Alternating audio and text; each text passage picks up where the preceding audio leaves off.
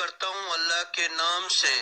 قالا رب اشرح لی صدری ویسر لی امری واحلل عقدۃ من لسانی یفقہوا قولی، جو بڑا مہربان اور نہایت رحم کرنے والا ہے۔ خلافت ظاہری سے شہادت تک کا سفر۔ حضرت علی علیہ السلام کی بیعت عثمان کے قتل کے بعد اپنے آئندہ کے ہادی و رہنما کا انتخاب کرنے کی غرض سے مہاجرین و انصار حضرت علی علیہ السلام کے گرد جمع ہو گئے۔ جو لوگ اس مقصد کے تحت حضرت علی علیہ السلام کے گرد جمع ہو گئے پاس آئے، ان میں عمار یاسر، ابو الہشم، ابو ایوب انصاری طلحہ اور زبیر جیسے جلیل القدر صحابہ رسول خدا صلی اللہ علیہ وسلم کے جو پیش تھے۔ حضرت علی علیہ السلام کے دست مبارک پر بیعت کرنے کی خاطر آپ علیہ السلام کے گھر کی طرف ایک جم غفیر روانہ ہوا۔ ان میں سب کا یہی اصرار تھا کہ امور خلافت کا لگام آپ سنبھالیں۔ میں آپ کو یہاں روکتا ہوں اور کچھ کہنا چاہوں گا۔ ان تمام لوگوں کو جو جم غفیر یہاں جمع ہو رہے حضور حضرت علی علیہ السلام کے گرد ان کے گھر کے پاس، جب وہ پہلا خلیفہ کا انتخاب کر رہے تھے، جب وہ دوسرے خلیفہ کا انتخاب کر رہے تھے، جب وہ تیسرا خلیفہ ان کو دعوت دے رہا تھا، ان کو پتہ نہیں تھا کہ علی علیہ السلام ان سب سے افضل ہیں، ان سب سے بہتر ہیں۔ حضور اکرم صلی اللہ علیہ وآلہ وسلم اور تمام انبیاء کے بعد حضرت علی علیہ السلام سب سے افضل اور بہتر ہیں، شجاعت میں، بہادری میں، جنگ میں، علم میں، جس کی گواہی حضور اکرم صلی اللہ علیہ وآلہ وسلم نے خود دی تھی۔ کیا ان کو پتہ نہیں تھا؟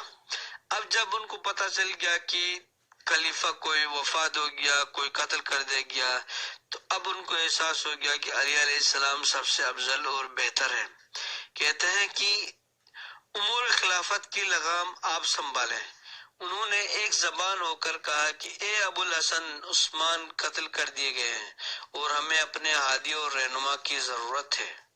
ہم آج آپ سے زیادہ کسی کو شائستہ و قابل نہیں سمجھتے۔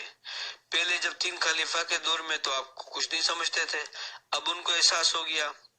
سمجھتے تھے جن لوگوں نے دین اسلام قبول کیا، آپ ان میں سب سے سبقت لے گئے۔ علی علیہ السلام سے مخاطب تھے اس وقت کے عرب لوگ، اور دوسروں کے مقابل پیغمبر اکرم صلی اللہ علیہ وسلم سے آپ ہی سب سے زیادہ نزدیک تھے۔ امیر المومنین علی علیہ السلام نے فرمایا، مجھے تمہاری حکومت کی کوئی ضرورت نہیں ہے، تم جسے چاہو اپنا رہنما مقرر کرو، میں بھی اس سے اتفاق کر لوں گا۔ حضرت علی علیہ السلام ڈٹے رہے اپنے موقف پہ۔ سب نے یک زبان ہو کر کہا، آپ کے علاوہ ہم کسی کو بھی نہیں مانتے، نہیں چاہتے، حکمران قبول نہیں کرتے۔ لوگوں کا اصرار جاری رہا، مگر حضرت علی علیہ السلام کی جانب سے انہیں جواب نفی کی صورت میں ملتا رہا۔ بالآخر وہ اپنے مقصد میں کامیاب ہوئے بغیر حضرت علی علیہ السلام کے گھر سے باہر نکل گئے۔ لوگوں کو نکلنا پڑا گھر سے باہر۔ اگرچہ لوگوں کی آمد رفت کا سلسلہ جاری رہا، مگر حضرت علی علیہ السلام کسی طرح بھی خلافت قبول کرنے کے لیے بالکل راضی نہیں ہوئے، اور ہر بار یہی جواب دیتے رہے کہ اس امر کے لیے تم لوگ مجھے مجبور مت کرو، میں امیر بننے سے میرے لیے بہتر ہے کہ وزیر ہی رہوں۔ لیکن انہوں نے یہی کہا کہ ہم اپنے اس فیصلے سے ہرگز گردان نہ ہوں گے۔ عرب کے لوگ اصرار کرتے رہے علی علیہ السلام سے، ہم آپ کے فیصلے سے پیچھے نہیں ہٹیں گے، ہم آپ کو ہی اپنا ذمہ دار بنائیں گے، اپنا حکمران بنائیں گے، اور آپ کے دست مبارک پر بیعت کریں گے۔ اور ہر طرف سے بیعت کی خاطر آپ کے گرد، آپ کے گھر کے گرد، آپ کے پورے علاقے کے گرد ہجوم جمع ہوتا رہا، پورے علاقوں سے لوگ آتے رہے۔ لیکن اس کے بعد حضور اکرم صلی اللہ حضرت علی علیہ السلام نے کہا حضرت علی علیہ السلام نے بلا قید و شرط حکومت قبول کرنے سے انکار کر دیا، اتنے بڑے لوگوں کے اصرار کے باوجود بھی۔ آخر علی علیہ السلام نے فرمایا کہ میں تمہیں کل صبح تک کا وقت دیتا ہوں، کل صبح تک کی مہلت دیتا ہوں، اپنے اپنے گھروں میں چلے جاؤ، سب لوگ اپنے اپنے گھروں میں جاؤ، اور جو تم نے کر لیا ہے اپنے اس فیصلے پر غور کرو۔ اگر اس کے بعد بھی تم لوگ اپنے فیصلے پر قائم رہے تو تمہیں میری حکومت کے سامنے سر تسلیم خم کرنا ہوگا۔ تم مجھ سے یہ نہ چاہو گے کہ میں سابقہ خلفاء کی طرح سابقہ خلفاء کی روش کا پیروکار ہوں گا۔ اگر یہ شرط منظور ہے تو کل صبح مسجد میں جمع ہو جانا، ورنہ تمہیں اختیار ہے، تم جس کو چاہو اپنا خلیفہ مقرر کر لو۔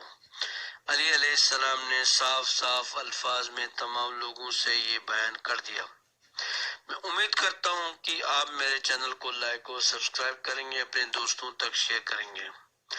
اگلے روز لوگ مسجد میں جمع ہوتے ہیں، امیر المومنین علی علیہ السلام ممبر پر تشریف لے جاتے ہیں اور فرماتے ہیں کہ اے لوگو، جب ہم آپس میں جدا ہوئے تو اس وقت میری یہ کیفیت تھی کہ مجھے تمہاری حکومت سے بیزاری تھی۔ لوگوں سے مخاطب علیہ السلام، جبکہ تمہارا یہ اظہار تھا کہ میرے علاوہ کوئی دوسرا شخص تمہارے امور کی زمام نہ سنبھالے، تمہاری ذمہ داری نہ سنبھالے۔ یہ جان لو کہ اگرچہ تمہارے مال یعنی بیت المال، بیت المسلمین میرے دست اختیار میں ہے، مگر مجھے یہ حق نہیں کہ تمہارے مال میں تمہارے بغیر میں اس سے ایک درہم بھی نکالوں۔ حضرت علی علیہ السلام عوام سے مخاطب ہیں، جو لوگ موجود تھے، میں اسی صورت میں تم پر حکومت کر سکتا ہوں، ورنہ تم میں سے کسی کی ذمہ داری قبول کرنے کو میں تیار نہیں ہوں۔ علی علیہ السلام نے پہلے ہی بیان کر دیا کہ بیت المال کا استعمال کیسے ہوتا ہے، لوگوں کی امانت کا استعمال کیسے ہوتا ہے۔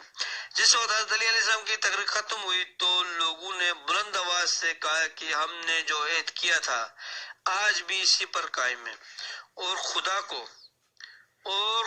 کو قائم ہے، آج بھی ہم اسی پر قائم و دائم ہیں، آج بھی اسی پر ہم قائم و دائم ہیں، اور خدا کو گواہ کر کے کہتے ہیں کہ ہم آپ کے دست مبارک پر بیعت کرنے کے لیے تیار ہیں۔